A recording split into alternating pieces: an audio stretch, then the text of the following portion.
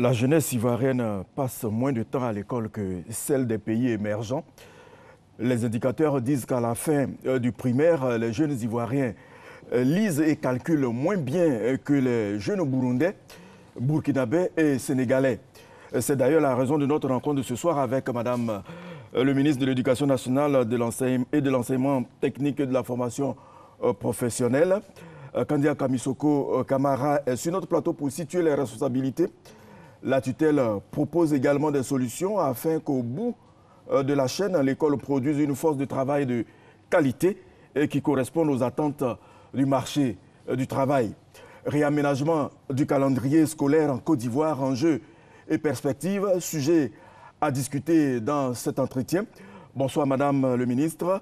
Bonsoir. Merci d'avoir accepté notre invitation. Bonsoir Monsieur Victorien Ngouin. Être performant sur le marché du travail passe par l'école. En dépit du budget et des réformes consacrées par le gouvernement, le système éducatif ivoirien est loin de se hisser au rang de celui des pays émergents. 172e rang sur 188 pays, dit le classement des Nations Unies sur le développement du capital humain dans le monde. N'est-ce pas peu honorable, madame, pour un pays qui aspire à l'émergence? Je dirais même que c'est même frustrant quand on regarde tous les efforts qui sont faits. Mais avant, je voudrais vous remercier le ministre de la Communication, remercier le directeur général de la RTI pour cette opportunité que vous nous offrez aujourd'hui pour parler de l'école. Et je dirais l'école, ce bien commun à l'ensemble des Ivoiriens. Mais je voudrais quand même profiter, parce qu'aujourd'hui est un jour spécial, pour souhaiter une bonne fête de Saint-Valentin à toutes les Ivoiriennes, à tous les Ivoiriens et singulièrement à tous les membres de la communauté éducative.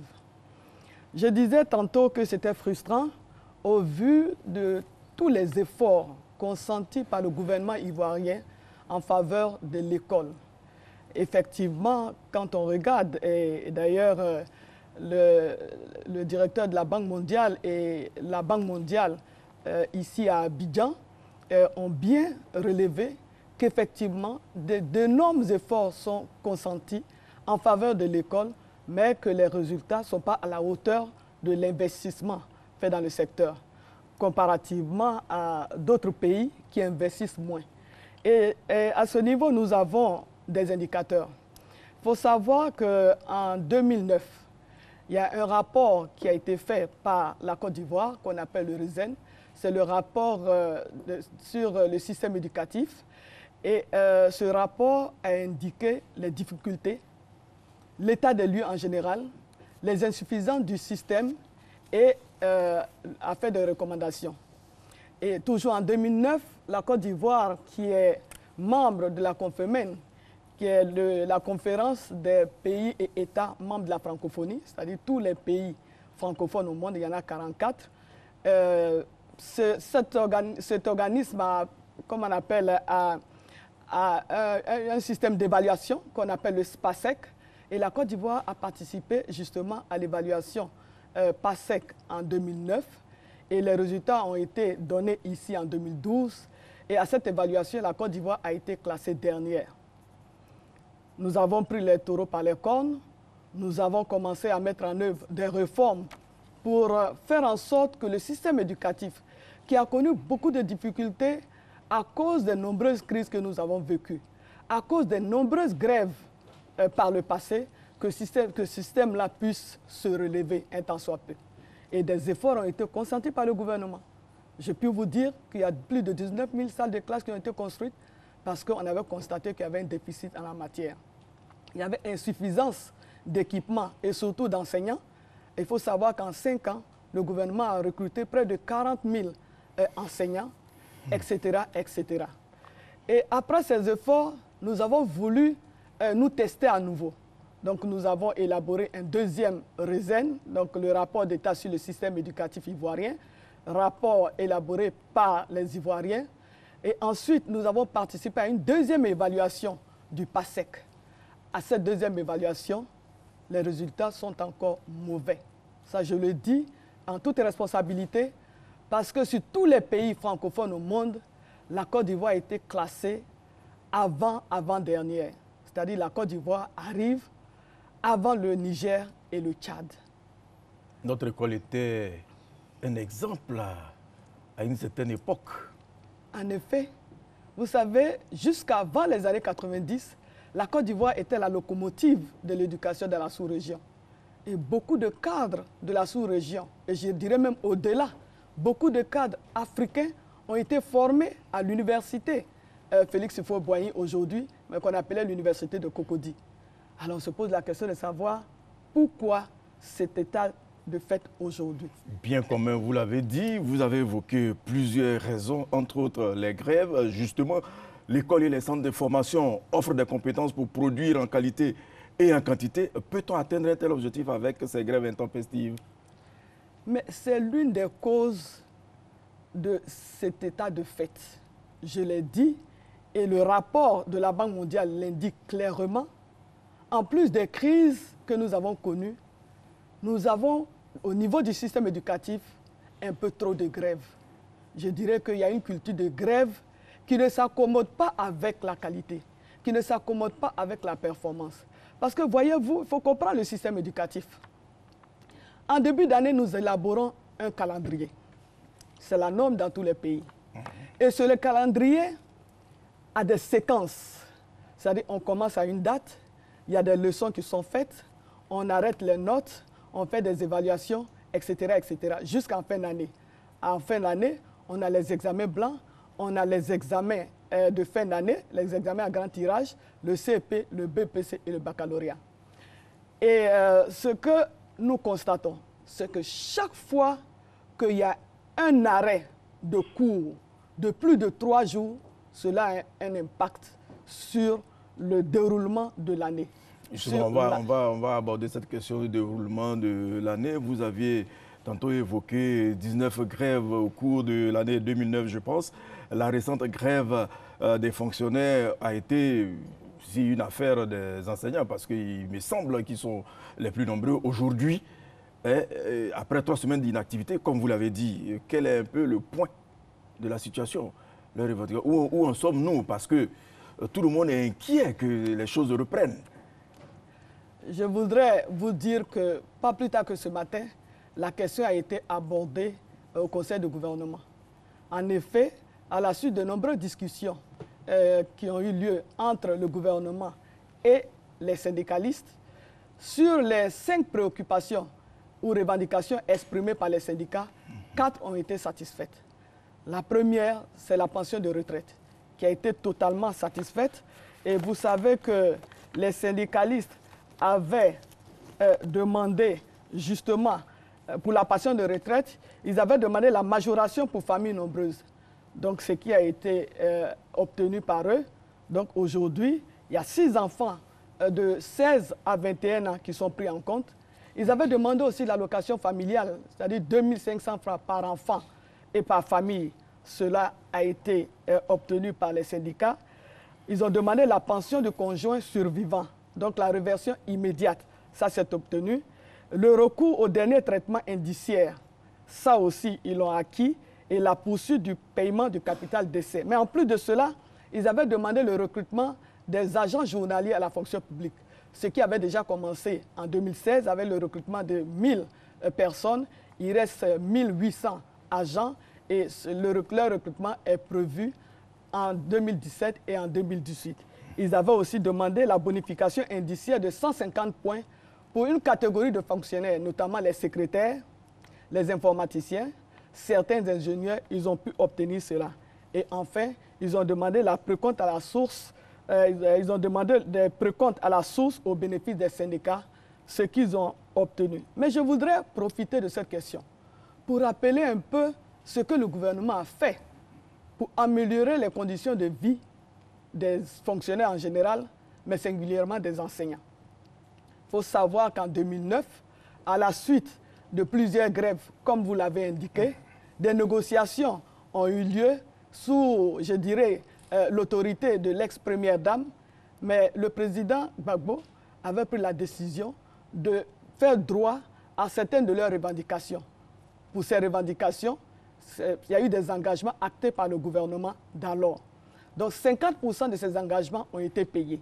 il restait les 50%. En 2013 et en 2014, en 2013, 25% des 50% restants ont été payés. En 2014, 25% restants ont été payés. Ce qui fait qu'au jour d'aujourd'hui, concernant la bonification indiciaire, les effets financiers du reclassement, tout cela a été réglé. Mais mieux, il y avait dans la maison un problème concernant le cap de 1988 à 1992 qui était en souffrance. Et cela a été totalement payé en 2014 d'un montant de 6 milliards. Il y avait les indemnités des directeurs d'école qui n'étaient pas payées depuis 2009, qui ont été payées, les indemnités des maîtres d'application, le carburant des conseillers pédagogiques. Tout ça a été réglé. Tout cela a été réglé. Bon, aujourd'hui... Et pour couronner tout ça, vous savez bien que le président de la République a pris la décision de débloquer les salaires qui étaient bloqués depuis 27 ans. Et cela a été fait. Alors aujourd'hui, qu'est-ce qui coince? Tout cela, je veux le dire, oui. Tout cela a un montant de plus de 600 milliards de francs CFA dégagés par le gouvernement et payés aux fonctionnaires. L'État a beaucoup fait, beaucoup d'efforts et la Banque mondiale a aussi reconnu. Alors aujourd'hui, qu'est-ce qui pose problème au point qu'on nous parle de suspension? L'État doit-il encore aux enseignants? À notre connaissance, l'État ne doit plus rien aux enseignants. Sur les 5, je vous ai dit, sur les 5 revendications faites, oui, il y a 4 qui ont été réglées. Absolument. Non, pour répondre à votre question, oui. Vous voulez parler certainement du stock des arriérés, oui. N'est-ce pas? Allez-y. Concernant le stock des arriérés, il faudrait savoir qu'en 2014, lorsque le gouvernement a pris la décision de régler définitivement le problème je dirais, des effets financiers de tout ce que j'ai annoncé tout à l'heure, c'est-à-dire les engagements pris depuis 2009.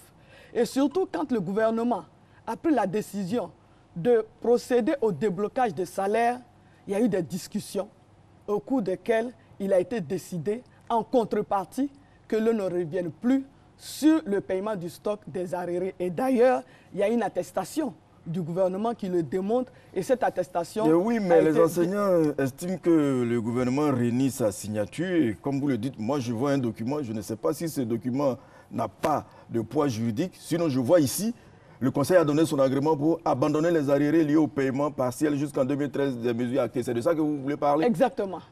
Exactement. Et ça, vous oui, regardez mais la pourquoi date... est-ce qu'ils estiment que vous reniez votre signature aujourd'hui? Et mieux, lors des négociations, à la dernière rencontre avec le Premier ministre Amadou Gon, cela a été signifié à tous les syndicats présents. Donc le Premier ministre a rappelé cet engagement-là. Surtout le Premier ministre a expliqué à nos partenaires, les syndicalistes, tous les efforts qui sont faits, non seulement dans le domaine de l'école, mais aussi en faveur de tous les Ivoiriens. Et surtout la grande ambition que le gouvernement a, que les Ivoiriens ont même pour leur pays. Il leur a expliqué toutes les difficultés financières du pays et il leur a dit qu'en ce qui concerne ce point, étant donné qu'en 2014, la décision avait été prise d'abandonner le paiement de ces arriérés, donc il leur a rappelé cela en leur demandant vraiment de bien vouloir accepter qu'on s'en tienne à cela. D'accord. Je vais vous proposer de suivre un peu la réaction des parents d'élèves vis-à-vis de ces nombreuses grèves qui, je vous avoue, ne font pas plaisir aux parents d'élèves. Je prends le cas des enseignants qui sont un peu dans les lieux reculés. Quand ils sont dans les lieux reculés, il n'y a que seulement que les jours comme les mercredis que ces enseignants sortent en ville pour des retraits, pour des grandes courses et pour des occupations. Vous voyez, ils ont ce jour mercredi pour se reposer. Et quand on dit qu'il y a cours les mercredis, donc on ne sait pas à quel moment ces enseignants-là vont venir en ville, faire des retraits, faire des courses et retourner travailler le lendemain. Quand on sait que les samedis et les dimanches, les banques sont fermées, il n'y a pas d'activité qu'on sort. Donc là, je vois que de ce côté, les enseignants ont un peu raison. De l'autre côté, on voit que les enseignants, d'une part, ce que je critique au niveau des enseignants, est qu'on a des écoles publiques et dans lesquelles les enseignants font payer les cours de mercredi aux élèves. Vous voyez, quand un élève doit cotiser 250 francs par cours de mercredi, Vous voyez, quand on multiplie par 80 élèves par une seule classe, ça fait beaucoup d'argent. Et l'enseignant qui est payé par mois, il raquette encore les parents d'élèves. Déjà, c'est grave, il faut le dire. Ça a forcément un incident sur l'éducation en termes d'enseignement, de retard dans le programme et autres. Donc, ça va mettre forcément les élèves en retard. Et même si le calendrier est après arrangé ou autre, forcément, ça aura un impact majeur sur les étudiants ou les élèves. Pour ne pas avoir l'année blanche, il faut éviter ces désagréments. Bon, en fait, cette grève intempestive des enseignants, moi je pense que les gens doivent essayer de voir au niveau des salaires pour qu'on améliore les salaires des enseignants pour qu'ils ne se plaignent pas trop et puis essayer d'améliorer le secteur de l'enseignement, y compris les infrastructures au niveau des établissements. Mais je pense que c'est le dialogue qui peut apporter quelque part une solution définitive à ces grèves-là. La pratique syndicale est un droit. Les enfants aussi ont le droit à l'éducation. Les Ivoiriens ont le sentiment que l'école est prise en otage parce que les enseignants opposés à la grève sont parfois menacés. Les enfants sont expulsés des écoles. Les écoles privées qui, je le rappelle, n'ont rien à voir avec ces revendications, subissent aussi le diktat des grévistes du public. J'ai envie de dire comme ça que l'État a démissionné face à ce type d'abus, madame. L'État n'a pas du tout démissionné. L'État prend ses responsabilités mais quand nous il les le faut. subissons, nous qui avons nos enfants dans le privé, on va les expulser des classes. Alors Mais que les enseignants du privé, et c'est les heures qu'ils fournissent qui sont payées. Vous savez, ce sont des faits que nous condamnons. Parce qu'il n'est pas du tout normal que surtout des enseignants, qui sont avant tout des éducateurs. Un enseignant, c'est d'abord un éducateur, qui a pour mission d'apporter le savoir à quelqu'un. Ce n'est pas à cet enseignant-là de faire en sorte que l'enfant sorte de l'école, que l'enfant abandonne l'école. Mais ce sont des faits que nous regrettons et nous continuons de parler aux syndicalistes pour dire qu'autant ils ont le droit, parce que c'est ce qu'ils nous disent souvent, que leur droit est constitutionnel. Nous disons effectivement, ils ont le droit. Évidemment, nous avons contribué à l'élaboration de la Constitution et nous savons qu'ils ont le droit à la grève. Mais qu'ils sachent aussi que les enfants ont un droit, c'est le droit à l'éducation.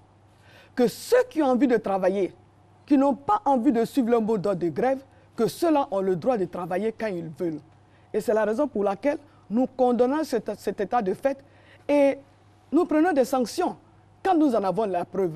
Parce qu'il est inadmissible.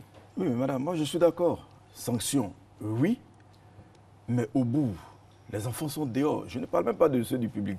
D'abord, ils ont aussi le droit, mais c'est frustrant pour ces parents qui payent cher les écoles privées de voir les enfants dehors alors qu'en réalité, ils n'ont rien à voir. Est-ce que vous allez vous arrêter aux condamnations, aux sanctions? Qu'est-ce qu'il faut faire pour protéger ces derniers? Mais je pense que c'est l'une des raisons de ma présence ici, c'est de lancer un appel à tous. D'abord aux enseignants. Dire aux enseignants que nous avons fait le choix d'embrasser cette carrière parce que nous avions l'ambition, nous avions la volonté de venir aider des enfants à réussir. Nous lançons un appel aussi aux parents d'élèves et ensuite aux élèves eux-mêmes afin qu'ils ne se laissent pas manipuler. Je l'ai dit, c'est une situation que nous déplorons, que nous regrettons parce que cela a un impact négatif sur le rendement des enfants, sur la qualité de l'enseignement, sur les résultats scolaires. Évidemment, cela a un impact aussi négatif pour la Côte d'Ivoire parce que ces jeunes que nous formons, mais ce sont ceux-là qui vont bâtir la Côte d'Ivoire émergente de demain. C'est la raison pour laquelle je lance un appel à toute la communauté éducative afin que tout le monde se mobilise pour faire en sorte qu'il n'y ait plus de grève, que nous allions à la trêve. Cela est important. Vous savez ce qui caractérise la performance d'un système? Première condition, la paix, la sérénité. Deuxième condition, évidemment, le travail. l'assiduité au travail. Si ces deux conditions ne sont pas réunies, nous ne pouvons pas avoir un système éducatif de qualité, nous ne pouvons pas avoir un système performant, nous ne pouvons pas avoir des enfants ou des jeunes bien formés. Évidemment, cela est un problème. Pourquoi je demande à la communauté de se mobiliser? Vous savez, l'éducation est une chose trop sérieuse pour qu'elle ne soit qu'entre les mains d'un ministère ou d'un gouvernement. L'école, c'est l'affaire de la communauté. Il n'y a pas la communauté et l'école. L'école est dans la communauté. L'école est l'affaire de la communauté. Vous savez, dans les pays développés, par exemple aux États-Unis, si vous posez la question à 100 Américains de savoir quel est le nom du ministre de l'Éducation nationale, mais ils ne pourront pas vous répondre. Parce qu'ils ne savent pas, parce que ça ne les préoccupe pas. Ce qui les préoccupe, c'est ce qui se passe dans l'école de leurs enfants. Donc les parents d'élèves ont leur mot à dire. La communauté a son mot à dire. Ce n'est pas seulement l'affaire du gouvernement. Et c'est la raison pour laquelle je voulais profiter vraiment de cette opportunité que vous me donnez pour lancer un appel à la mobilisation générale autour de l'école, pour la réussite de nos enfants. Pourquoi je demande aux parents de se mobiliser? Vous savez, quand un enfant réussit à l'école, il réussit pour la communauté, il réussit pour le pays. Mais quand un enfant échoue dans la vie, cet échec-là, c'est uniquement pour sa famille.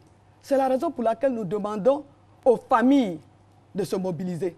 Nous demandons à toute la communauté de se mobiliser autour de l'école pour faire en sorte que nous puissions assurer la réussite à nos enfants. Quand je dis nos enfants, je parle de mes enfants.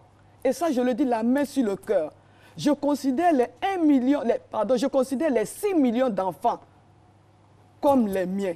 Et je voudrais que chacun ait le même sentiment que moi.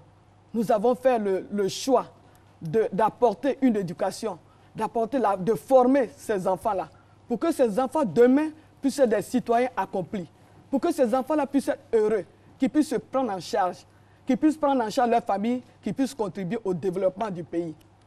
Et vous savez ce que je dis souvent aux syndicalistes? Je leur demande simplement de donner à ces pauvres enfants, à ces 6 millions de nos enfants dont nous avons l'éducation en charge, de leur donner la chance de réussir comme eux, ils le sont aujourd'hui. Parce que pour eux, ce sont des enseignants et des enseignantes qui se sont sacrifiés à l'époque, qui n'avaient même pas la moitié de ce qu'ils ont aujourd'hui. Parce qu'il faut savoir que de 2011 à aujourd'hui, le salaire des enseignants a été multiplié par 2. Et cela était important pour eux, pour améliorer leurs conditions de vie. Le gouvernement est prêt à faire davantage. Et je dis aussi, chaque fois qu'on construit des salles de classe, chaque fois qu'on recrute des enseignants, mais on améliore les conditions de travail des enseignants déjà en poste. Parce que quand il y a une école de 80 enfants, s'il y a 2 écoles, ça fera 2 écoles et dans chaque classe, au lieu d'avoir 80 enfants, on aura plutôt 40. Ça améliore la condition de travail. Véritable cri de cœur. Je salue les parents d'élèves qui sont ici. Je pense qu'ils ont pris note.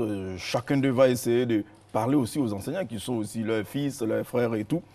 Parce qu'il reste à déplorer que ces grèves, il y a eu même parfois mort d'hommes dans 3 villes. Oui, tout à San fait. Pedro et Abobo. Tout à fait.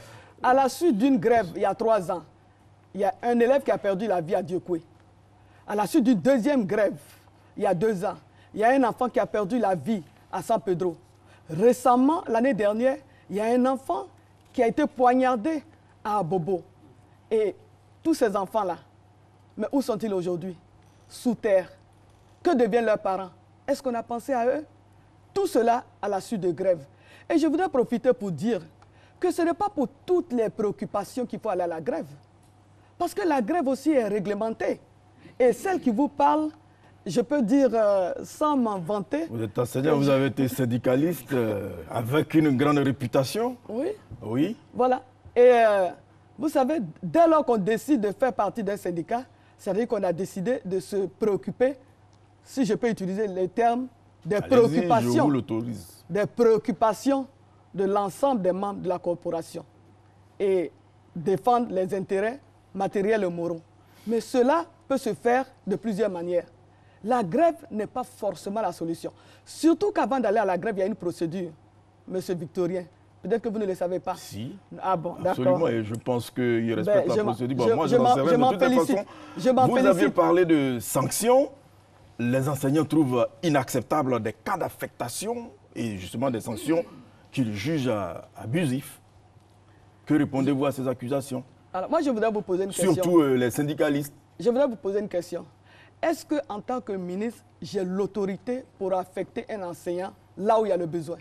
Que dit le droit par rapport au... C'est moi qui pose la question ici, madame. Que dit le droit sur la pratique syndicale? Ceux qui sont... Parce que souvent, c'est cette fibre-là qu'on utilise. Vous savez, aucun texte, je dis bien, en Côte d'Ivoire, en tant que syndicaliste, je le dis, en tant que ministre, je le dis, aucun texte ne dit que parce qu'on est syndicaliste, on ne doit pas travailler. Aucun. Non, mais... Et d'ailleurs, à l'époque... Quand vous les affectez à Korogo ou à leur activité syndicale, s'ils ont leur bureau à Abidjan, qu'est-ce qu'ils font? Je crois que c'est ce qu'ils dénoncent. Mais je profite de cette question pour vous parler d'un fait. Vous savez ce qui se passe aujourd'hui au niveau de notre système éducatif? Non. Très bien. Nous avons aujourd'hui 1314 enseignants, syndicalistes, tous à Abidjan qui n'enseignent pas et qui ne travaillent nulle part. Pour combien de syndicats? C'est l'État qui a autorisé. C'est selon le jour. C'est selon le jour. Au jour d'aujourd'hui, nous avons 92 syndicats. Et pour ces 92 syndicats, nous avons 1314 enseignants ici à Abidjan qui ne travaillent pas et qui sont payés. En plus de cela, nous avons 747 enseignants, comme on les appelle les RPL, les enseignants remplaçants, qui ne sont là et qui ne travaillent pas.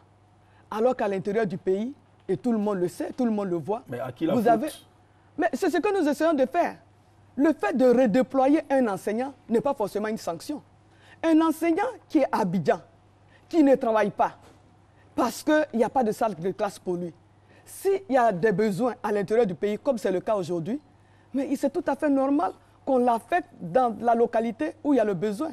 Je voudrais vous dire, M. Victorien Angoua, aujourd'hui, nous avons 2000 enseignants bénévoles recrutés et financés par les populations. Alors qu'à Abidjan, nous avons près de 3000 enseignants qui ne travaillent pas du tout, qui, entre parenthèses, disent faire du syndicalisme. Aucun texte ne dit que parce qu'on est syndicaliste, on ne doit pas travailler. Et moi, en tant que ministre de l'Éducation nationale, je prends mes responsabilités en faisant en sorte qu'il y ait l'équité. Parce que n'oublions pas une chose, l'éducation est une affaire d'équité. Nous devons donner l'égalité de chance à tous les enfants du pays, quel que soit leur lieu d'habitation, leur lieu de résidence. Les enfants de l'intérieur, les enfants du milieu rural ont les mêmes droits que ceux d'Abidjan et de grandes villes. Ils doivent et ils ont eux aussi droit à l'éducation. Nous trouvons inadmissible que les enseignants soient à Abidjan ici à ne pas travailler alors qu'à l'intérieur, il y a des besoins. C'est la raison pour laquelle nous, d'ailleurs, nous avons pris la décision de redéployer les enseignants là où il y a le besoin. Évidemment, il y a certains cas de sanctions. Monsieur Victorien Angoua, je vous ai dit, un enseignant, c'est un éducateur. Oui. Quand un enseignant passe d'école en école pour aller agresser ses collègues, quand un enseignant demande à des élèves d'aller dégager, d'aller faire sortir leurs camarades, moi je considère que ce monsieur-là, normalement, ce monsieur-là ne doit plus faire partie de notre corporation. Ça, parce qu'il n'est plus... Il s'agit des enseignants, mais il semble qu'il y a même des directeurs d'école qui ont fermé des écoles. Ben, ça, c'est encore plus grave. Parce que vous savez pourquoi? Mais c'est ahurissant. Ouais. Merci beaucoup du terme. C'est eux qui représentent le président de la République. L'administration dans l'école, un directeur d'école est un administrateur. Mais c'est laissé aller? Non, ce n'est pas. Nous prenons nos responsabilités. Nous avons relevé de leurs fonctions plus de 100 directeurs d'école qui refusent de donner les cours de mercredi, qui refusent de faire fonctionner leurs écoles, alors qu'ils ont une indemnité pour justement faire fonctionner l'école. C'est leur mission, c'est leur rôle. Il faut savoir qu'un directeur d'école, c'est un enseignant créé à main qu'on nomme directeur d'école et qui a une indemnité pour faire cette mission-là. Celui qui ne veut pas faire sa mission de directeur d'école, c'est-à-dire faire fonctionner l'école, il n'y a pas de problème. On le remet dans une classe, il reprend la clé et on nomme une autre personne pour assumer cette charge-là. C'est ce que nous faisons. Vous avez dit c'est ahurissant, c'est condamnable et nous ne l'acceptons pas. Nous n'allons jamais accepté cela. Vous l'avez dit, c'est votre responsabilité. En tout cas, le gouvernement ivoirien investit ces dernières années dans l'école et dans le recrutement d'enseignants. Vous l'avez souligné tout à l'heure, 40 000 enseignants recrutés. En dépit des efforts et au regard de l'embellie économique, la Banque mondiale révèle que le système éducatif ivoirien est peu performant. L'économie ivoirienne se porte bien. La croissance économique légèrement en deçà de 8% en 2016 reste bonne et la plupart des voyants économiques et financiers du pays sont au vert. Ainsi se décline la situation économique en Côte d'Ivoire selon le 4e rapport de la Banque mondiale. La Côte d'Ivoire, la fin 2016, est sur les bons rails, donc les clignotants sont au vert au niveau macroéconomique. Le taux de croissance est le 2e plus rapide du continent africain, donc c'est remarquable. Bien que les perspectives pour les 2-3 prochaines années soient positives, avec un taux de croissance qui devrait graduellement converger vers 7,5% en 2019, des défis restent à relever. Nous partageons la conclusion de l'analyse pertinente de la situation économique faite par la Banque mondiale, à savoir la nécessité de diversifier notre économie à travers l'investissement dans le capital humain. Il apparaît indispensable d'entreprendre des réformes structurelles idoines et de diversifier davantage notre base productive pour maintenir une croissance forte et durable, telle que projetée dans le cadre du PND 2016-2020. Au nombre des défis à relever pour conserver sa bonne performance économique, la mettant sur la voie de l'émergence, la Côte d'Ivoire doit miser sur la performance de son système éducatif. Ce à quoi elle s'attelle ces dernières années avec la mise en œuvre de réformes ambitieuses telles que la construction de nombreuses écoles, le droit à l'éducation gratuite et l'affectation de 5% du produit intérieur brut PIB en ressources budgétaires au secteur éducatif. Madame le ministre, oui. Quel paradoxe. Je voudrais féliciter la Banque mondiale pour ce rapport qui reflète exactement la réalité en Côte d'Ivoire. Un gros investissement est fait dans le secteur, mais le système n'est pas aussi performant qu'on le souhaite, surtout comparativement aux pays qui nous entourent. Mais je vous ai parlé tantôt du RAISEN et des différentes évaluations. Mais en plus de cela, en plus des efforts qui sont faits, quand on a vu que le système ne s'améliorait pas comme on le souhaitait, nous nous sommes interrogés. Nous avons réuni les techniciens, c'est-à-dire les conseillers pédagogiques, des enseignants, des inspecteurs de l'enseignement préscolaire et primaire, des inspecteurs généraux, pour savoir la raison pour laquelle, en dépit de tous les efforts qui sont faits, notre système est peu performant. Mais vous savez ce qu'ils ont trouvé? Ils ont trouvé que le temps d'apprentissage n'était pas suffisant. Parce qu'ils nous ont dit, Madame le ministre, malgré tout ce qui est fait, nous ne pouvons pas faire de miracle tant qu'on aura ce temps dédié à l'apprentissage. Et je voudrais profiter pour vous dire... C'est ce que vos collaborateurs ont dit et la Banque mondiale aussi. Exactement. D'accord. Exactement. Mais quand je parle du temps d'apprentissage, de quoi s'agit-il? Vous savez, je vous ai parlé tantôt du calendrier scolaire. Nous avons des standards internationaux en termes de quantum horaire. L'année commence à une date, s'achève à une date. Et vous avez remarqué que depuis ces dernières années, le calendrier scolaire était respecté de bout en bout. Les résultats ont suivi. Les résultats ont suivi parce qu'il y avait le calme, parce qu'il n'y avait pas de grève, parce qu'on arrivait à achever le programme. Mais qu'est-ce qui s'est passé malgré tout ça? C'est qu'on a fait le constat ici en Côte d'Ivoire que le temps dédié à l'enseignement, surtout au niveau du primaire, n'était pas suffisant. Contrairement aux autres pays. Qu'est-ce que la norme dit? La norme dit qu'il faut au minimum 30 heures de cours par semaine. Il faut au minimum 33 semaines de cours dans l'année. Qu'il faut au minimum 1000 heures de cours dans l'année. Mais quelle était la situation en Côte d'Ivoire? Et d'ailleurs, j'ai un tableau devant moi ici. Oui, allez-y. Oui, si vous permettez. Oui. Je prends le nombre d'heures par semaine. Je commence par le Bénin qui est à 35. Je prends le Sénégal qui est à 32, Swaziland 43. Jusqu'en 2016, la Côte d'Ivoire était à 26 semaines, là où les autres étaient entre 35 et 43. Le nombre de jours de cours par semaine, dans tous les pays du monde, je ne dis pas en Afrique, dans tous les pays du monde, c'est au minimum 5 jours de classe. Et nous et la Côte d'Ivoire, jusqu'à l'année dernière, la Côte d'Ivoire était à 4 jours par semaine. Le nombre de semaines par an, tous les pays étaient entre, je prends n'importe quel pays, le Sénégal toujours, le Sénégal 36 semaines, la RDC 38, le Togo 36, la Côte d'Ivoire était à 32, etc. Mais avec la réforme, depuis la rentrée dernière, la Côte d'Ivoire, concernant le nombre d'heures par semaine, la Côte d'Ivoire est à 30 heures par semaine, là où le Sénégal est à 32 heures. Concernant le nombre de jours, j'ai dit que la Côte d'Ivoire était le seul pays au monde. Mais je peux dire qu'encore la Côte d'Ivoire fait partie des rares pays au monde à avoir un quantum hebdomadaire de 4 jours et demi. 4 jours et demi. Voici le tableau en face de vous, vous pouvez le voir. Voici le tableau.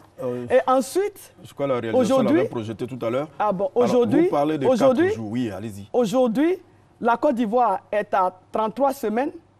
La Côte d'Ivoire est à 990 heures dans l'année, là où il faut 1000. On n'est pas encore aux normes. Et je voudrais dire ici, à l'endroit des Ivoiriens, qu'aujourd'hui, avec le nouvel emploi du temps, l'enseignant ivoirien travaille 165 jours sur 365 jours. Ça veut dire qu'il a 200 jours de repos ou 200 jours pour faire ce qu'il veut. Ça, ce programme est important parce qu'à cela, nous avons les emplois du temps. Vous-même, vous l'avez dit, et ça a été dit, excusez-moi, ça a été dit dans l'élément, que tout le monde savait et tout le monde sait que par le passé, les mercredis dans nos écoles, mais les cours se déroulaient comme un jour ordinaire. Oui, avant d'en arriver là, moi je sais très bien qu'il fut une époque où il y avait des cours le jeudi matin et samedi matin. Quand on fait le cumul, ça faisait bien les 5 jours. Qui a annulé cela? C'est la responsabilité du gouvernement. Vous le confessez aujourd'hui, c'est cela. Bon, j'avoue qu'on aurait dû, dès l'instant où le gouvernement a décidé de faire de la journée de samedi un jour non ouvrable, on aurait dû automatiquement prendre la journée de mercredi pour en faire un jour ouvrable, surtout pour les enseignants et les élèves. Malheureusement, cela n'a pas été fait, mais au constat des résultats très faibles. Une remise en cause et surtout, quand nous voyons un peu les raisons pour lesquelles les pays qui investissent moins dans leur système éducatif sont plus performants que la Côte d'Ivoire. Ça aussi, c'est une réalité, voilà. C'est important de le dire. Nous nous rendons compte que le temps d'apprentissage et le temps d'enseignement dans ces pays-là est plus élevé que le temps d'enseignement et le temps d'apprentissage. Chez nous qui investissons Regardez, plus. Vous savez pourquoi il y avait des cours de renforcement partout? Parce que justement, les 4 jours n'étaient pas suffisants. C'est la raison pour laquelle il y avait ce besoin-là de donner des cours pour renforcer les capacités des enfants. Et ces cours-là étaient payants. Est-ce qu'on se posait la question de savoir ce que faisaient les parents des enfants, ce que faisaient les enfants dont les parents n'avaient pas les moyens de payer ces cours? Alors que nous sommes dans un système de gratuité pour tous, alors que nous sommes dans un système d'équité et d'égalité pour tous, mais là, il y avait injustice. Seuls ceux dont les parents avaient les moyens bénéficiaient des cours de renforcement. Mais avec le nouvel emploi du temps que nous avons, conformément au nouveau quantum horaire, pour chaque niveau, on a des plages de soutien. Ça veut dire que c'est déjà intégré dans le programme. Renforcer les capacités des élèves en difficulté, on le sait, il y en a toujours. Donc, dans chaque emploi du temps, on prévoit le soutien pédagogique pour tous les élèves, mais surtout pour les élèves en difficulté. Et nous pensons que ça peut faire relever le niveau, parce qu'avant ça, les matières fondamentales, vous savez, c'est la base. L'écriture, le calcul, la lecture. Et tout le monde sait le niveau de nos enfants, surtout en écriture. Je l'ai dit en introduction, vous l'avez dit, c'est une réalité. C'est une réalité. Mais pourquoi? Parce que dans l'ancien emploi du temps, seulement 20 minutes étaient consacrées à chacune de ces matières fondamentales. Ces matières-là sont la base de la réussite d'un enfant à l'école. Et quand un enfant n'a pas cette base-là, il évolue dans son cursus scolaire avec ce handicap-là, avec, je dirais, cette difficulté qu'on n'arrive pas à corriger. Et c'est l'une des raisons fondamentales pour lesquelles nous sommes donnés ce nouvel emploi du temps. Nous nous sommes donnés cette réforme pour faire en sorte que l'enseignant ait plus de temps pour enseigner les disciplines fondamentales, que l'enfant, l'élève, ait plus de temps d'apprentissage, qu'évidemment, nous savons que cela va avoir un impact sur le rendement, sur le niveau des enfants, et puis aussi, évidemment, sur les résultats scolaires et puis sur la qualité de l'éducation.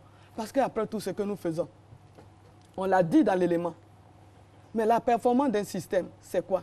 C'est le niveau des élèves.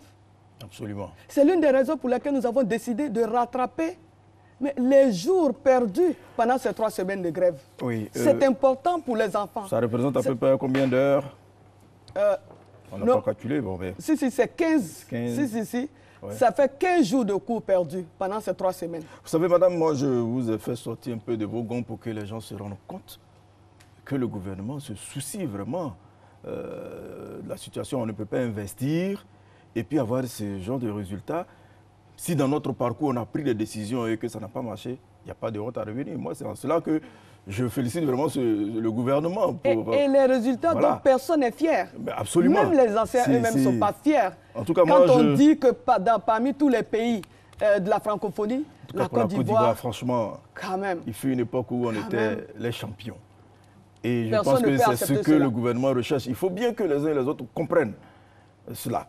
Et nous avons des solutions. Si vous lisez bien le rapport de la Banque mondiale, ce rapport indique bien qu'il y a des réformes qui ont été entreprises pour rendre le système performant afin que nous puissions mettre à la disposition de la Côte d'Ivoire qui se veut émergente des ressources humaines bien formées. C'est de ça qu'il s'agit. Des Ivoiriens heureux, accomplis, des Ivoiriens qui prendront leur place demain dans le développement. Madame, on va passer un peu au détail du réaménagement, même du calendrier. Vous allez avoir vraiment le temps de bien expliquer, parce que le système éducatif ivoirien fait partie des 3 derniers pays du monde, vous l'avez dit. En 2009, nous étions bon dernier. En 2014, nous arrivons juste avant le Niger et le Tchad. L'on a le sentiment que le règlement des problèmes ne résout rien. Amélioration des salaires, construction de salles de classe et recrutement de 40 000 enseignants, vous l'avez également annoncé. Après interrogation, la tutelle conclut que le temps d'apprentissage est faible.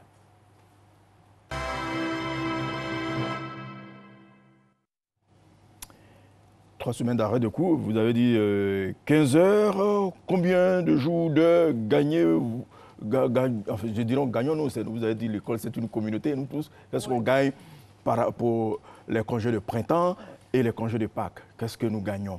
Vous faites bien de dire nous, parce que oui, vous êtes membre absolument. de la communauté. C'est très important pour que nos enfants réussissent à l'école. Tout à fait. Vous savez, bon, nous allons dire comme ça qu'il y a eu 3 semaines de grève. Mais sinon, dans certaines directions régionales, il y a eu plus que ça. Parce qu'il y a des élèves qui sont allés prématurément en congé de Noël, malheureusement. Il y a des localités où les enfants n'ont pas repris le chemin de l'école juste après les vacances de Noël.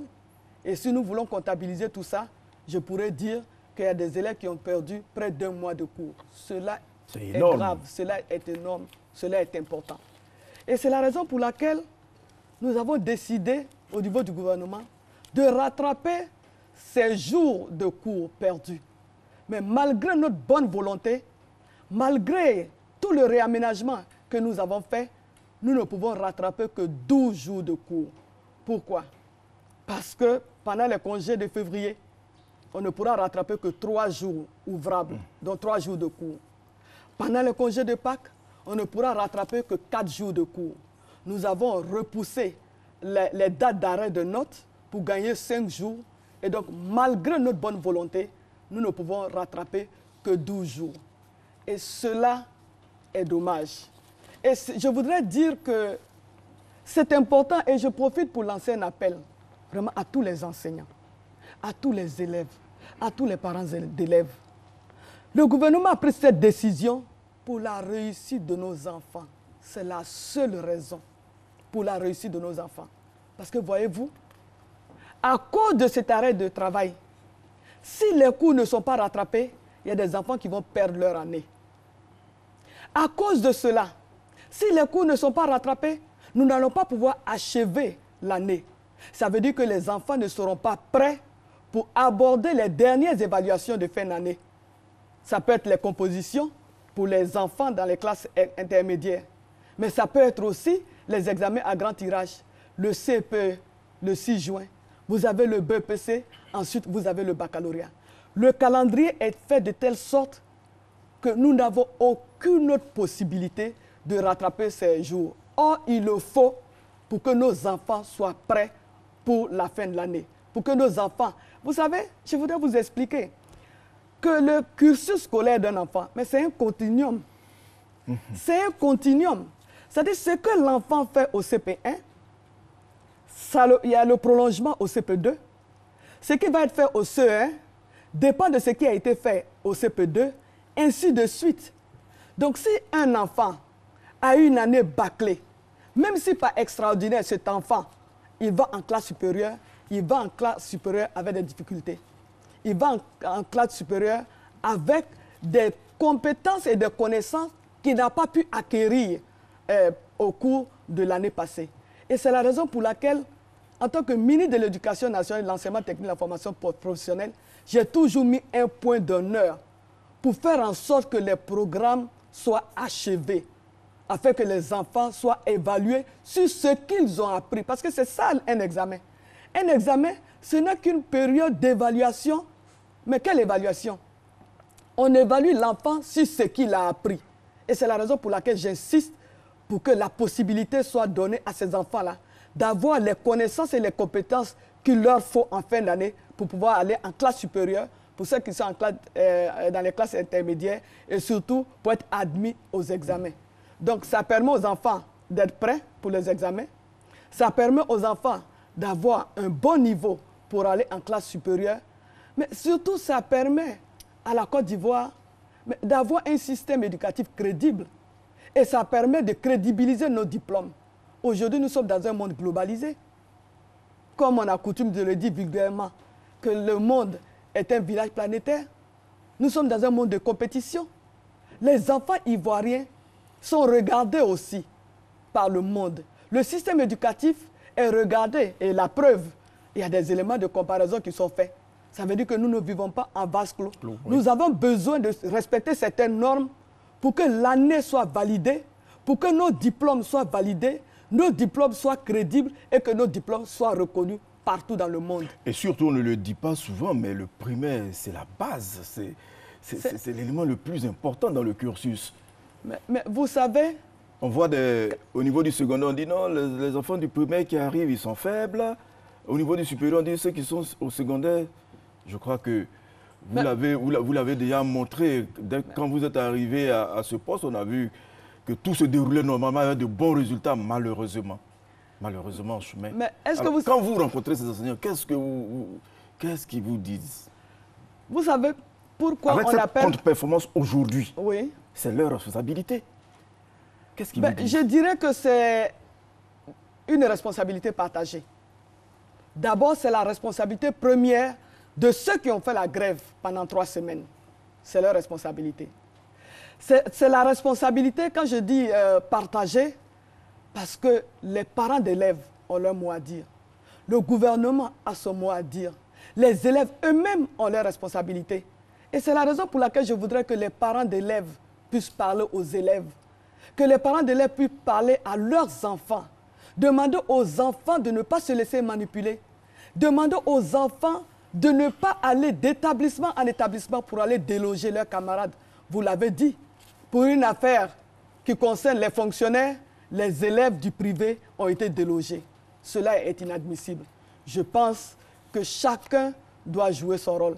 Et à la fin, je pourrai intervenir. Mais je voudrais, pour revenir à ce que vous avez dit tantôt, vous savez pourquoi on parle d'enseignement de base, ou bien d'enseignement fondamental, ou bien d'école fondamentale? Parce que justement, ce qui se fait dans le primaire, ce sont les matières fondamentales dans la réussite d'un enfant. Un enfant qui part avec des lacunes en écriture, en calcul, en lecture, même s'il va à l'université, il ira avec ces lacunes-là. Et d'ailleurs, même au cours des réunions entre syndicalistes, assez souvent, les syndicalistes du secondaire nous interpellent et interpellent leurs collègues du primaire en disant que les enfants qui leur arrivent au secondaire arrivent avec beaucoup de lacunes, surtout dans ces matières dites fondamentales qui sont essentielles, comme je l'ai dit. Et c'est la même chose au niveau de l'université. Mais c'est ce que nous voulons corriger à travers les différentes réformes que nous sommes en train de mettre en œuvre. C'est important pour le niveau, pour élever le niveau de nos enfants. C'est important pour la réussite de nos enfants. C'est important pour la qualité de notre système éducatif. C'est important pour la performance de notre système et c'est important pour la compétitivité qui existe aujourd'hui à travers le monde. Un enfant ivoirien doit pouvoir aller travailler partout dans le monde. Heureusement, il y en a quelques-uns, mais moi j'aimerais en avoir des centaines. Absolument. Vous savez, l'année dernière, il y a 5 jeunes Ivoiriens qui ont pu rentrer à Polytechnique en France. 5 jeunes de Yamoussoukro, dont 4 Ivoiriens, qui ont eu leur baccalauréat en 2012. Mais ce que je voudrais, ce n'est pas 4 personnes. Je voudrais que des centaines de jeunes Ivoiriens puissent intégrer les écoles les plus prestigieuses. Mais ce que je souhaite le plus, nous sommes aujourd'hui dans une politique d'obligation scolaire. Ça a un sens. Ça a un sens. Alors, avant de parler de la politique d'obligation, vous retenez cela. On va suivre l'élément de Herman Niamia sur le temps d'apprentissage qui reste faible.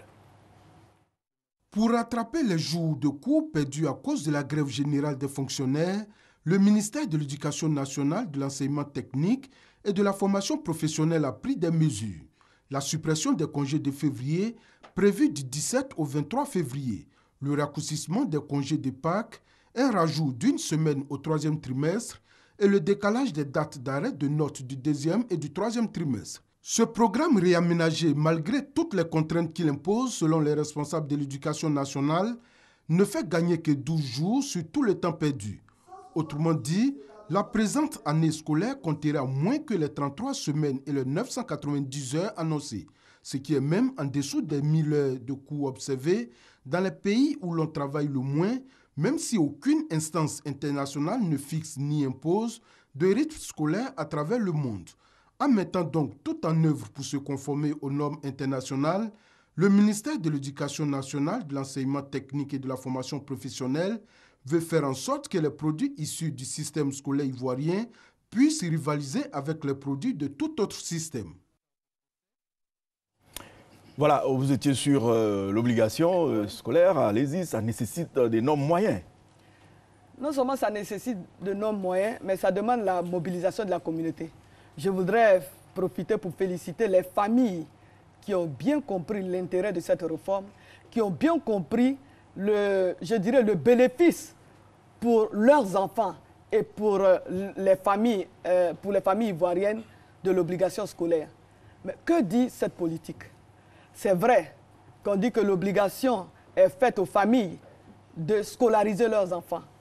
Mais ça veut dire aussi que l'obligation est faite à l'État de Côte d'Ivoire d'offrir les conditions de réussite de tous les enfants de 6 à 16 ans.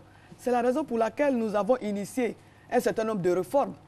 Et parmi ces réformes, en plus du quantum horaire, nous avons revu le temps consacré à ces matières fondamentales. 90% du temps d'apprentissage au niveau du primaire, 90% du temps sont consacrés justement à ces matières-là. Donc les 90%, vous avez l'écriture, vous avez le calcul et vous avez la lecture pour que les enfants puissent bien maîtriser ces éléments qui sont fondamentaux. Mais en plus de cela, le gouvernement a décidé de faire de la gratuité son cheval de bataille, justement pour donner la possibilité à tous les enfants de bénéficier d'une éducation et une formation de qualité. Et vous savez tous les efforts qui sont faits dans le domaine des kits scolaires offerts à l'ensemble des élèves des écoles primaires publiques de Côte d'Ivoire, sans compter les cantines qui sont ouvertes, etc., etc., les bourses d'études aux enfants, aux meilleurs enfants et aux enfants des familles en difficulté. Mais vous savez, la raison fondamentale pour tout ça, c'est effectivement de donner la chance à tous les enfants ivoiriens de réussir, comme je l'ai dit. C'est important parce que nous voulons que ces enfants-là puissent eux aussi prendre leur place dans le développement de leur cher pays. Nous voulons que la jeunesse ivoirienne soit bien formée, que la jeunesse ivoirienne puisse contribuer à l'émergence de la Côte d'Ivoire. Et c'est la raison pour laquelle, toujours pour rendre notre système performant, mais nous avons tenu compte de certaines matières qui sont importantes, comme par exemple les TIC. Vous savez que nous sommes dans un monde de numérique. Nous ne pouvons pas être en reste. Aujourd'hui, c'est une discipline qui est enseignée. Aujourd'hui, vous avez l'éducation aux droits humains et à la citoyenneté par rapport à tout ce que la Côte d'Ivoire a vécu comme crise. Mais aujourd'hui, nous avons introduit l'entrepreneuriat à l'école pour donner cette culture entrepreneuriale à nos enfants, de sorte à ce que ces enfants-là, qui ne voudront pas peut-être ou alors qui ne ou bien des bureaucrates se lancent dans les affaires, qui ne souhaiteraient peut-être pas continuer jusqu'à l'université, mais que ces enfants-là puissent s'orienter dans l'enseignement professionnel pour acquérir des compétences professionnelles et aller sur le marché du travail. C'est ça notre ambition. Mais pour le réussir, c'est vrai, il faut des salles de classe. Pour le réussir, il faut que tous les enfants aient l'école. Pour le réussir, le gouvernement doit remplir les conditions. Mais pour le réussir, il faut que les enseignants fassent leur travail. Il faut que les enseignants aillent effectivement dispenser les enseignements.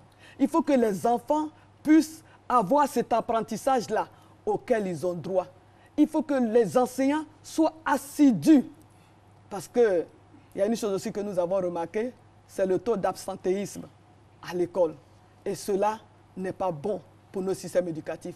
Et c'est tout cela que nous voulons corriger. Quand on le fait, on trouve qu'on est un peu dur.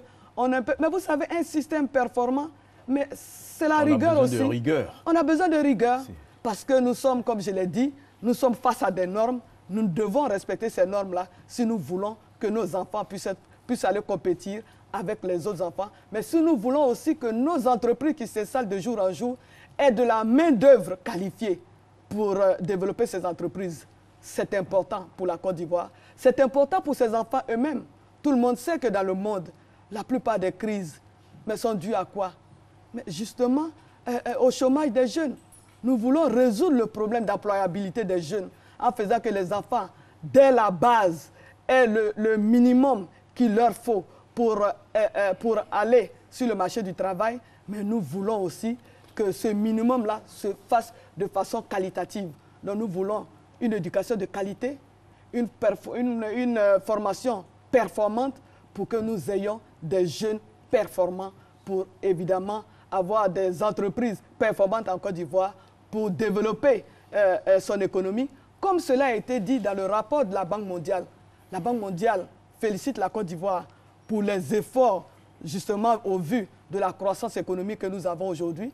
Mais la Banque mondiale recommande à la Côte d'Ivoire de diversifier son économie. Mais qui va le faire? C'est le capital humain. Ce sont les ressources humaines que nous sommes en train de former aujourd'hui. Et ces ressources humaines ont besoin d'être de qualité pour que nous ayons une économie performante et une économie compétitive. Alors, madame, ça va certainement vous réjouir. Nous avons approché un peu les enseignants pour savoir un peu leur opinion sur cette affaire de réaménagement. Apparemment, ils disent qu'ils ne sont pas du tout contre et qu'ils ne feront pas de grève pour cela. Sauf qu'ils ont dit que vous auriez dû avoir un cadre de concertation avec eux pour que vous définissiez comment introduire ces heures perdues. C'est rassurant. Nous croyons en leur sincérité. Vous également, j'espère. Oui, je m'en félicite. Oui. Je m'en félicite. J'attends de voir qu'effectivement, les cours se déroulent pendant les périodes indiquées. Cela est important et je demande que les cours puissent se tenir pendant les périodes qui sont prévues et qui étaient prévues pour les vacances, oui, pour lesquelles nous avons évidemment apporté un réaménagement pour que nos enfants puissent rattraper les jours et les heures perdues. Alors, qui établit le calendrier scolaire normalement? Mais vous savez, quand on parle du calendrier scolaire et que les syndicats demandent qu'il soit associé, bon, je ne sais pas s'il faut dire qu'on peut le faire. Non, dans tous les pays du monde, c'est le gouvernement, à travers le ministère de l'Éducation, qui établit le calendrier scolaire. Ce n'est pas quelqu'un d'autre, ce n'est pas un syndicat. Et d'ailleurs, les syndicalistes que je vois, si je leur demandais de m'établir un calendrier scolaire, je ne suis pas sûr qu'ils puissent s'entendre. Mais ce n'est pas leur rôle, chacun a son rôle. Autant nous n'allons pas gérer leur syndicat à leur place, autant qu'ils nous laissent faire notre travail. Le calendrier scolaire, c'est l'affaire du ministère de l'Éducation nationale sur instruction du gouvernement. Le réaménagement, c'est notre affaire. Mais ce que j'attendais plutôt des syndicalistes, c'était de saluer cette décision. Parce que ce sont eux qui ont fait en sorte que nous soyons aujourd'hui amenés à réaménager le programme scolaire. Alors quand j'entends certains d'entre eux dire « oui, on va fatiguer les enfants », mais de quel enfant ils parlent? Des enfants de qui ils parlent? Mais vous avez entendu les parents d'élèves. Les parents d'élèves ont même fait une déclaration pour saluer ces réaménagements parce qu'ils ont à cœur la réussite de leurs enfants. Ils ont à cœur l'achèvement du programme. Et c'est important. Donc, pour répondre à votre question de façon claire et nette, c'est au ministère de l'Éducation nationale d'établir le calendrier scolaire. C'est au ministère de l'Éducation nationale de fixer la date ou les dates des examens. Dans tous les cas, je pense que les syndicalistes devraient comprendre parce que tous vos collaborateurs sont des enseignants. D'ailleurs, vous, c'est donc des experts en la matière. Moi, je comprends. Et je voudrais, bref, oui. Et je voudrais dire que depuis que la Côte d'Ivoire existe, ça a toujours été ainsi. Et partout dans le monde, c'est ainsi fait. Donc, je voudrais dire que pour cela, d'ailleurs, nous les avons informés. Peut-être pas dans les détails. Nous avons informé les syndicats au cours d'une réunion. Mais ce que je voudrais dire, c'est que chez nous, parce qu'il y a un point que je voudrais qu'on aborde, c'est au très ministère important de l'Éducation d'achever nationale, cette émission, oui. nous avons un cadre de concertation. Et c'est un cadre permanent de concertation qu'on appelle le CCN. Et c'est un parent d'élève, d'ailleurs, qui préside ce cadre. Et le vice-président, c'est un syndicaliste que je ne vais pas nommer, mais que tout le monde connaît d'ailleurs. Dans tous les cas, il y aura ceux qui ne feront pas de grève pour cela. Mais vraiment, je salue cela. Je salue cette décision de la part des enseignants. D'accord, mais dans la quête de performance, vous avez interdit les activités de la FESI dans le primaire et le secondaire. Il faut que vous en parliez. Combien de fois c'est important? Tout le monde se souvient. C'est des enfants. Tout le monde se souvient que jusqu'en 2010, c'était la FESI qui faisait la loi dans les écoles. Moi, quand je suis arrivé, j'ai organisé un séminaire. Et d'ailleurs, nous allons le faire très bientôt. Avec les représentants des acteurs du système éducatif, les parents d'élèves, les enseignants et l'administration. Vous savez, la première chose qu'on m'a demandé, c'est la suppression de la FESI au niveau du primaire et du secondaire. Mais vous savez aussi pourquoi nous l'avons fait? Parce que ceux qui le faisaient n'avaient pas le droit de le faire. Parce que pour mener ce genre d'activité, il faut avoir la majorité civile. Or, la majorité, c'est 21 ans. Aujourd'hui, en Côte d'Ivoire, avoir un enfant de 21 ans en terminale... En terminale, non, mais c'est pas possible. C'est très rare. C'est rare. Le plus jeune bachelier de l'année dernière avait 14 ans. 14 ans, oui.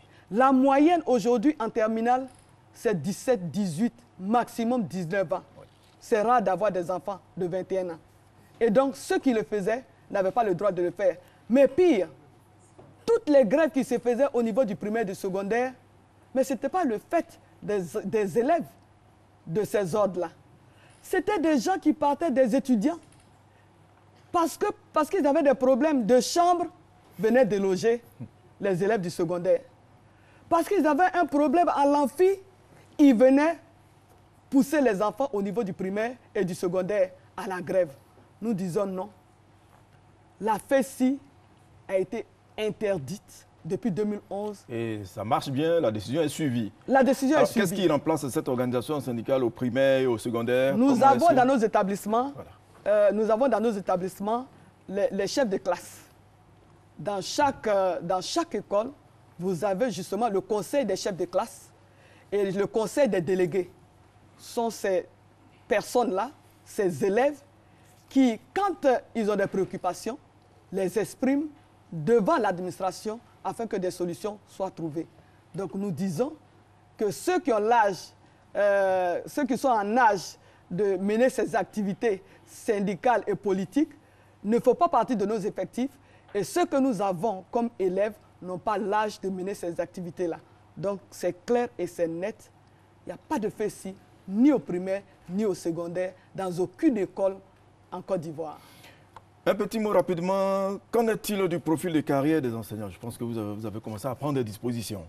Oui, ils ont un profil de carrière. Rapidement. Et d'ailleurs, aujourd'hui, vous savez que nous sommes revenus au recrutement des enseignants qu'on appelle IA dans notre jargon, c'est-à-dire les instituteurs adjoints. Par le passé, c'était les instituteurs ordinaires avec le nouveau baccalauréat. Mais justement pour respecter le profil de carrière, aujourd'hui, un enseignant commence comme instituteur adjoint. 3 ans après, il a la possibilité de passer un concours professionnel pour devenir enseignant ordinaire, donc instituteur ordinaire, et ainsi de suite, jusqu'à devenir professeur d'université s'il le souhaite. On connaît des exemples comme ça. Voilà, donc il y a un profil de carrière qui est bien indiqué, qui est bien défini, et d'ailleurs, c'est à l'avantage des enseignants. Et ça crée, M. Victorien Angoua, ça crée même la motivation au niveau de nos enseignants. Parce qu'ils savent qu'ils peuvent commencer à un point A et puis terminer à un point B. Aujourd'hui, ils ont un salaire d'environ 397 000 francs par mois. Ils peuvent, avec le déblocage, chaque 2 ans, ils verront leur salaire bonifié, mais ils ont la possibilité de monter en grade et puis d'avoir des salaires plus élevés. Ça, c'est à saluer. Et enseigner jusqu'à l'université. Oui. Finalement, quel est l'enjeu de ces réformes et ce sera votre conclusion? L'enjeu de ces réformes, au risque de me répéter, c'est d'assurer la réussite. La répétition est une vertu pédagogique. Exactement. Et comme nous sommes à l'école... Voilà, nous sommes à l'école, donc on peut se le permettre. Donc l'enjeu de toutes ces réformes, c'est d'assurer la réussite de nos enfants.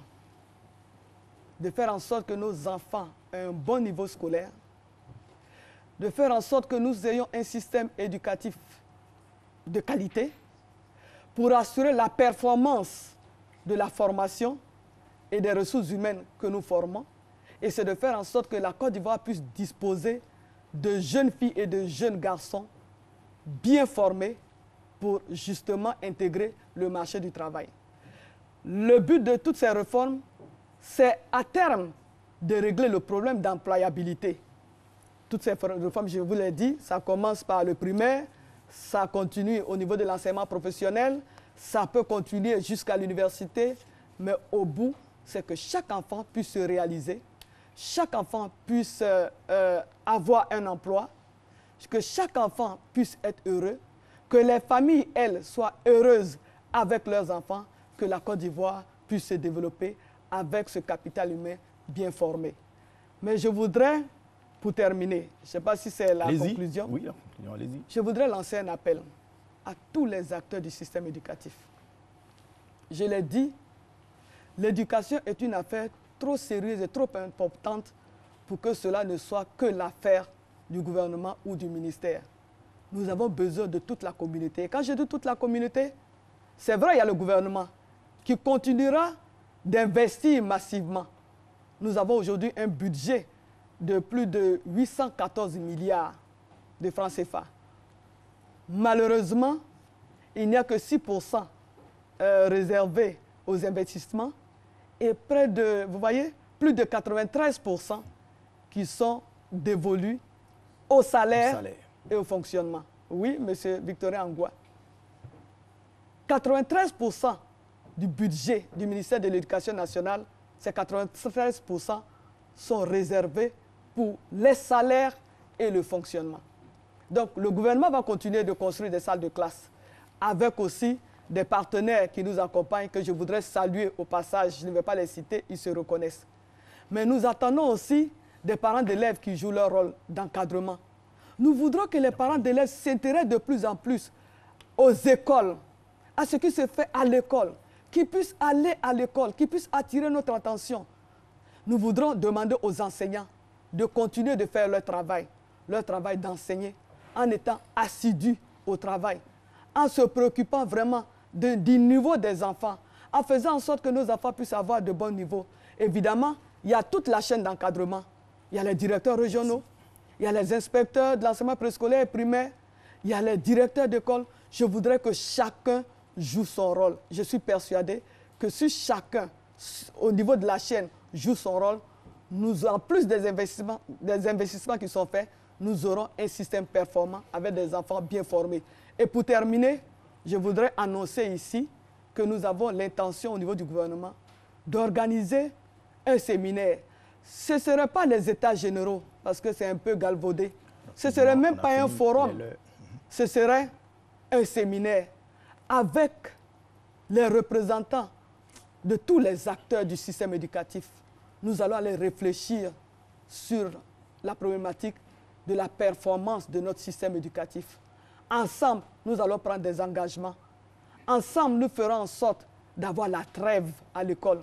Parce que pour avoir un système performant, comme chaque Ivoirien le souhaite, pour avoir cette éducation de qualité et la réussite des enfants, comme chaque Ivoirien le souhaite, je vous l'ai dit, il faut deux choses, la paix et la sérénité, l'assiduité au travail.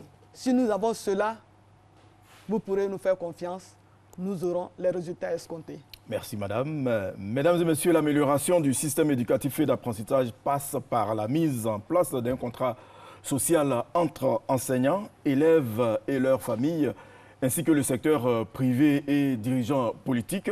C'est la Banque mondiale qui le dit et à l'institution d'inviter les parties prenantes à s'accorder sur le chemin à prendre tout en privilégiant le bien-être collectif de manière à offrir le meilleur avenir possible aux enfants de la République de Côte d'Ivoire. Fin de citation. Cette émission est terminée. Merci d'avoir répondu à notre invitation, Madame le Ministre. Je salue l'ensemble de vos collaborateurs et partenaires, mais aussi nos enfants du lycée Sainte-Marie, du lycée classique et de l'EPP Château d'eau de Cocody et du collège moderne du Plateau.